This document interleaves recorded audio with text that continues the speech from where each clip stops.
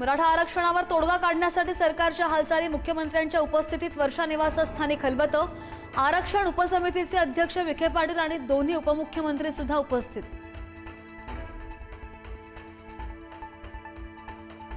काही लोकांकडून आंदोलनाला गालबोट लावण्याचा प्रयत्न, विखे पाटलांचा आरोप। मुंबईकरांचं दैनंदिन जीवन वेठीस धरू नका, आंदोलकांना आवाहन।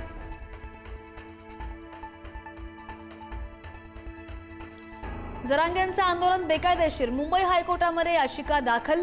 आंदोलनामुळे सर्वसामान्यांना त्रास का, याचिकेमध्ये उल्लेख।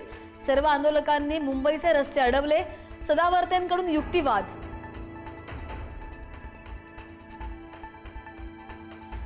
छगन भुजबळांनी बोलावली तातडीची ओबीसी नेत्यांची बैठक। आज दुपारी 3 वाजता मुंबईमध्ये भुजबळांच्या उपस्थितीत होणार बैठक। आजच्या बैठकीसंदर्भात भुजबळांची बबनराव तायवाड्यांची फोनवरून चर्चा।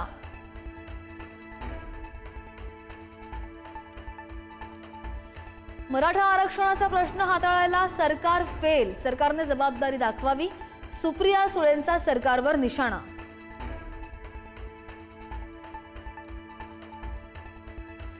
मराठा आंदोलकांवर सुमोना चक्रवर्ती संतापली।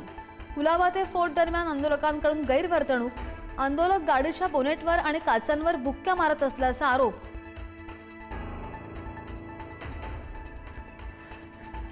आजपासून जरांगेंच्या कडक उपोषणाला सुरुवात, पाणी घेणं सुद्धा बंद करणार। आरक्षणाशिवाय मुंबई सोडणार नाही, मनोज जरांगेंचा राज्य सरकारला इशारा। अमित ठाकरेंचं मनसैनिकांना मराठा बांधवांना मदत करण्याचं आवाहन। मराठा आंदोलकांना कशाची कमी पडू देऊ नका, अन्न पाणी पुरवा। औषधोपचारामध्ये अडचणी येऊन देऊ नका, अमित ठाकरे यांचं पोस्टद्वारे आवाहन। सीएसएमटी स्थानकात मराठा आंदोलकांची आजही घोषणाबाजी। लोकल ट्रेन उभी असतानाच आंदोलक उतरले ट्रॅकवर। आंदोलकांना आवरताना पोलिसांची कसरत।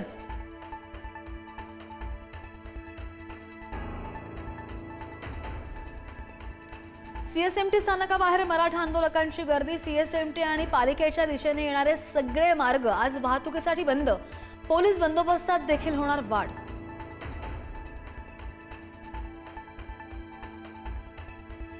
सीएसएमटी स्थानकात मराठा आंदोलकांनी पोलीस अधिकाऱ्याला खांद्यावर उचललं। पोलीस सहकार्य करत असल्यामुळे खांद्यावर घेत व्यक्त केली कृतज्ञता।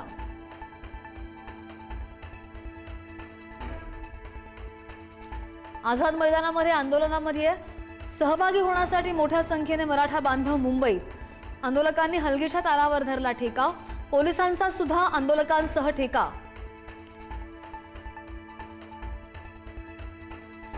शरद पवार 14 आणि 15 सप्टेंबरला नाशिक जिल्हा दौऱ्यामध्ये स्थानिक स्वराज्य संस्थांच्या निवडणुकांचा फुंकणार रणशिंग।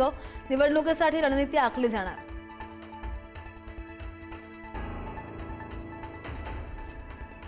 नामफलकावर पूर्व नागपूर लिहिण्याचा वाद पेटला।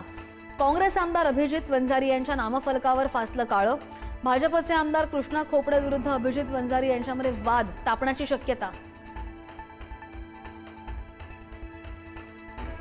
गणेशोत्सवात पुण्यामध्ये 3 दिवस मद्यविक्री बंद असणार। जिल्हाधिकाऱ्यांकडून सुधारित आदेश जारी। आज, उद्या आणि अनंत चतुर्दशी दिवशी मद्यविक्री राहणार बंद।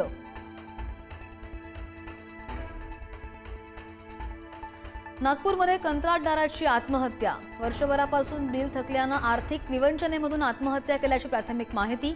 पीव्ही वर्मा यांनी राहत्या घरी गळफास घेत संपवलं जीवन।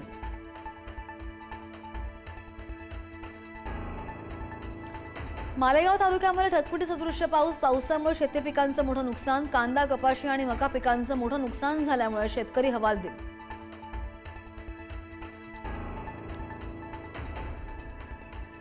गॅस गळतीमुळे 5 जण बेशुद्ध अवस्थेत आढळले। चिमुकल्या बहीण भावाचा दुर्दैवी मृत्यू। सोलापूरमधील लष्कर भागातील घटना। आई वडील आणि आजीवर उपचार सुरू।